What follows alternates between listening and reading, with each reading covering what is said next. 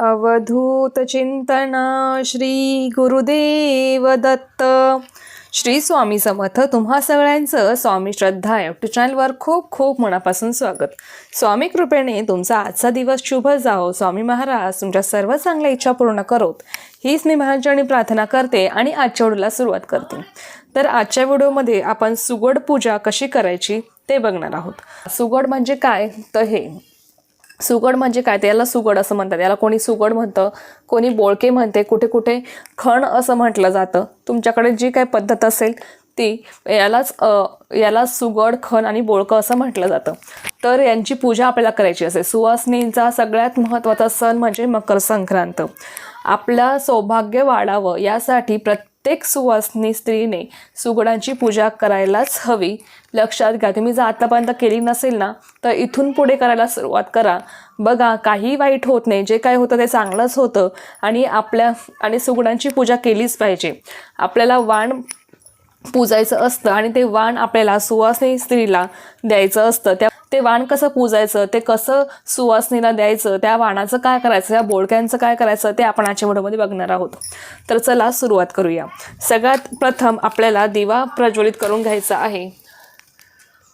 कोणतीही सेवा करण्याच्या आधी आपल्याला दिवा प्रज्वलित करून घ्यायचा असतो, लक्षात घ्या. दिव्याला आपल्याला हळद, कुंकू, अक्षदा वाहून घ्यायच्या आहेत.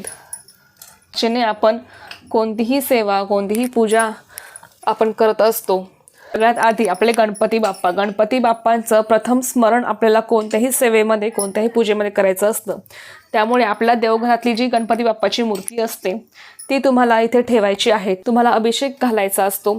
ओम गण गणपते नमः या मंत्राचा तुम्हाला 11 वेळेस जप करून तुम्हाला पाण्याने आणि दुधाने अभिषेक करून ही मूर्ती तुम्हाला इथे ठेवायची आहे.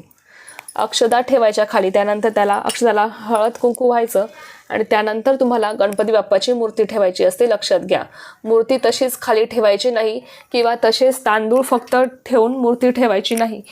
पांढरे तांदूळ ठेवून फक्त ठेवायचे, त्याच्यावर तुम्हाला हळद कुंकू व्हायचं असतं, हे लक्षात घ्या. त्यानंतर आपल्याला गणपती बाप्पाला फूल व्हायचं आहे. तर अशा पद्धतीने तुम्हाला गणपती बाप्पांची पूजा करायची आहे. गणपती बाप्पांना तुम्हाला हळद कुंकू अक्षदा व्हायच्या आहेत. इथे मी गणपती बाप्पांना अष्टगंध लावून घेतलेला आहे आधीच. तुम्हाला हळद कुंकू अक्षदा व्हायच्या आहेत आणि अशा पद्धतीने तुम्हाला गणपती बाप्पाची पूजा करायची आहे. गणपती बाप्पाची पूजा करताना वक्रतुंड महाकाय सूर्यकोटी समप्रभ निर्विघ्नं कुरु मे देव सर्व कार्येषु सर्वदा या मंत्राचा तुम्हाला जप करायचा आहे. ओम गण गणपते नमः या मंत्राचा तुम्हाला जप करायचा आहे. आणि त्यानंतर आपल्याला आता या सुगडांची पूजा करायची आहे. ती कशी करायची ते बघा. सुगड तुम्हाला 5 घ्यायचे आहे. असे 5 सुगड घेऊन बघा, बाजारात तुम्हाला हे सुगड इझिली मिळून जातील. बाजारातून तुम्ही हे असे 5 सुगड घेऊन या. यांची तुम्हाला पूजा करायची असते आणि प्रत्येक सुवासिनी स्त्रीने आपल्या सौभाग्यासाठी ही पूजा केलीच पाहिजे, लक्षात घ्या. त्यानंतर बघा, आता या सुगडांची आपल्याला पूजा करायची आहे. त्यासाठी आधी आपल्याला खाली तांदूळ टाकून घ्यायचे आहेत. तांदळाची रास करायची आहे हे सुगड ठेवण्यासाठी. तर अशा पद्धतीने तांदळाची रास करून त्याच्यावर तुम्हाला हळद कुंकू व्हायचं आहे.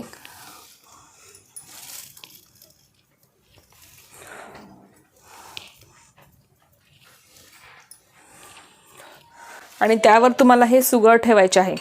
आता बघा, या सुगडांमध्ये तुम्हाला काही वस्तू ठेवायच्या असतात ज्याला आपण वाण म्हणतो, ज्या तुम्हाला बाजारामध्ये इझिली मिळून जातील. बऱ्याच गावामध्ये, बऱ्याच समाजामध्ये ही पद्धत आहे. त्यामुळे तुम्हाला हे वाणाचं सामान मिळून जाईल. आता यामध्ये कोणकोणतं सामान ठेवतात ते मी तुम्हाला सांगते. बघा, त्याच्यामध्ये सगळ्यात प्रथम आपल्याला ह्या गव्हाच्या ओंब्या मिळतात. या तुम्हाला ठेवायच्या असतात. या गव्हाच्या ओंब्या तुम्हाला ते ठेवायच्या आहेत. त्यानंतर तुम्हाला हरभरे ठेवायचे असतात. हरभरे बघा, अशा पद्धतीने तुम्हाला हरभरे मिळतात. हे हरभरे जे आहे ते तुम्हाला प्रत्येकी 2-2, 3-3 असे प्रत्येक सुगडमध्ये तुम्हाला ठेवायचे असतात. त्यानंतर बघा, तुम्हाला वाटाणे जे मिळतात ते वाटाणे तुम्ही त्याच्यात ठेवू शकता. या घेवड्याच्या ज्या शेंगा आहेत या तुम्ही ठेवू शकता. त्यानंतर बोरे आपल्याला ठेवायचे आहेत.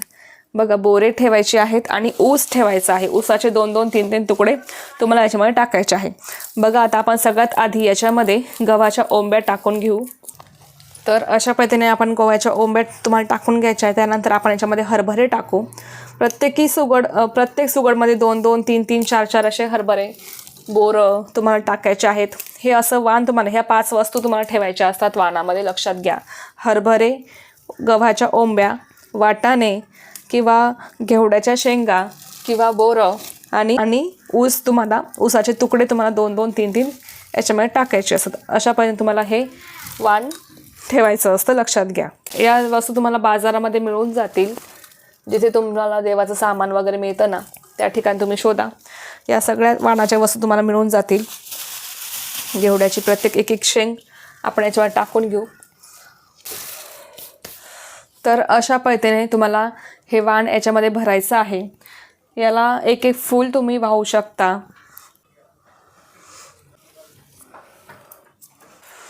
आणि अशा पण तुम्हाला या सुगडांची पूजा करायची आहे. सुगडाचं तुम्हाला हळद कुंकू व्हायचे आहेत.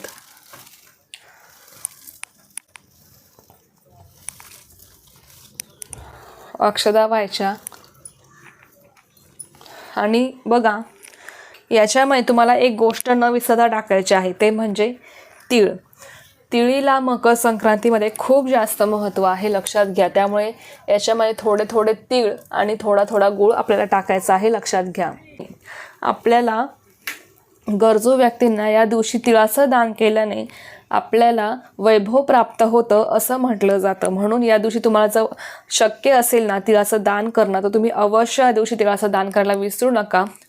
याला खूप जास्त महत्त्व आहे तिळाच्या दानाला. पांढरे तीळ, काळे नाही, पांढरे तीळ. त्यानंतर तुम्हाला नैवेद्य दाखवायचा आहे. नैवेद्यसुद्धा आपल्याला तीळ आणि गुळाचाच दाखवायचा असतो. खाली आधी पाण्याने चौकोन काढून घ्यायचा.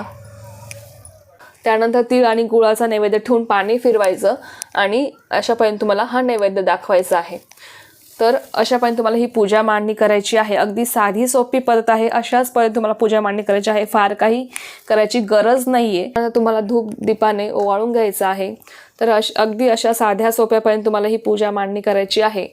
बघा, उद्या अवश्य प्रत्येक सुवासिनीने ही सुगड पूजा करायची आणि सुवासिनींना वाण द्यायला विसरायचं नाही. आता बघा, उद्या तुम्हाला ही पूजा मांडणी तुम्ही सकाळी करायची आहे. सकाळी आंघोळ झाली, देवपूजा झाली की तुम्ही ही पूजा मांडणी करून घ्या. दिवसभर ही पूजा मांडणी तुम्हाला तशीच ठेवायची आहे, रात्री पण ठेवायची. आणि दुसऱ्या दिवशी म्हणजे किंक्रांतीला म्हणजेच कर ज्या दिवशी आहे परवा, त्या दिवशी तुम्हाला हे वाण द्यायचं असतं. हे वाण तुम्ही तुमच्या जवळपास बायका जर येत असेल, तुम्ही प्रत्येक बाईला 5 हे जे बोलके आहे असंच उचलून त्या बाईच्या ओटीमध्ये तुम्हाला टाकायचं आहे. हे वाण तुम्हाला द्यायचं आहे. जर तुमच्याकडे बायका मिळत नसतील, म्हणजे सुवासिनी वगैरे कोणी आता शहरामध्ये येत नाहीत, जर येत नसतील तर तुम्ही काय करायचं, तुमच्या घरातली जी तुळस असेल त्या तुळशी मातेला तुम्हाला एक हे बोळकं तसंच ठेवून द्यायचं. त्यानंतर ते जे त्यातलं जे काही वाण आहे ते तुम्ही गायला खाऊ घालू शकता.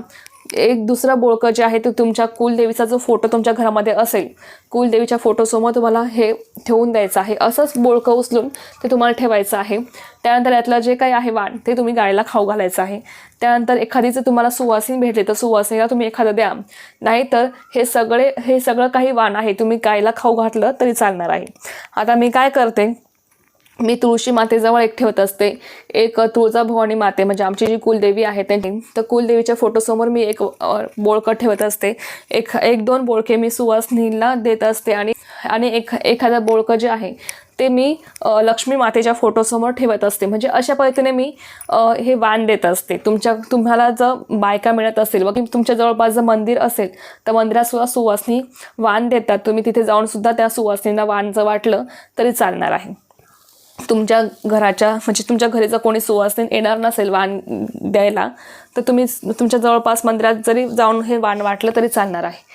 तर अशा पण तुम्ही हे वाण देऊ शकता. यातलं नाहीच कोणी सुवासिनी भेटली तर तुम्ही तुळशी मातेजवळ द्या, आपल्या कुलदेवीच्या फोटोसमोर ठेवा आणि त्यातलं जे काही वाण आहे ते सगळं मिळून गाईला खाऊ घाला.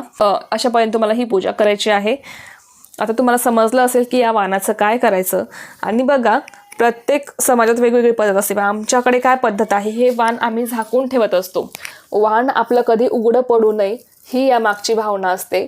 म्हणजे बघा, आपण आपल्या घरातल्या ज्या काही अडचणी आहेत, ज्या काही आपल्या घरातले प्रॉब्लेम्स आहेत ते कधीही जगासमोर आणू नये असं म्हणतात.